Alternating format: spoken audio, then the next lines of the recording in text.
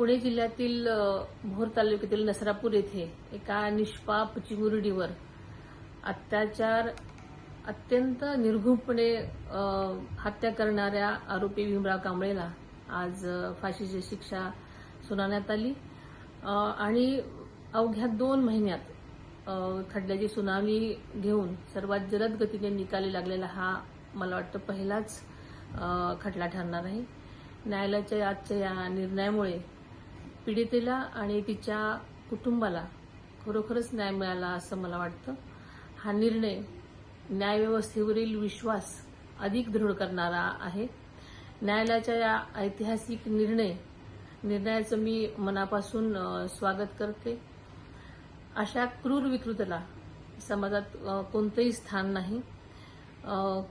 या निकालामुळे कायद्याचा धाक निर्माण होईल आणि नराधाम अशा तीव्र ज्या गोष्टी आहेत त्या करण्यासाठी नक्कीच झदावणार नाही असं मला वाटतं।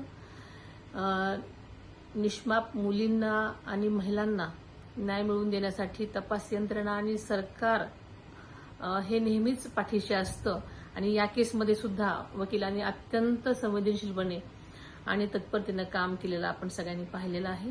त्याबद्दल मी त्यांचंही मनापासून आभार मानते। भविष्यात महिलांना, मुलींना आणि तसेच बालकांना सुद्धा सुरक्षिततेसाठी राज्य सरकार कठोरात कठोर पावलं नक्कीच उचलेल असा मला विश्वास आहे। आम्ही सर्वजण पीडित कुटुंबाच्या दुःखात त्यांच्या पाठीशी नेहमीच आहोत। अशा घटना पुन्हा पुन्हा घडू नयेत यासाठी समाज आणि सरकार एकत्रितपणे अशा गोष्टी घडू नयेत म्हणून काहीतरी ठोस करण्याची आज आवश्यकता आहे आणि नक्कीच यासाठी पुढाकार नक्कीच घेतला जाईल आणि सजगतेने त्याकडे पाहिलं जाईल। पुणे ग्रामीण पोलिसांनी या प्रकरणी तातडीनं पावलं उचलत विशेष तपास पथक स्थापन केलं आणि पीडितेला न्याय मिळवून दिला आणि खूप जलद गतीने न्याय मिळवून दिला। त्यासाठी त्यांचंही मनापासून मी अभिनंदन करते।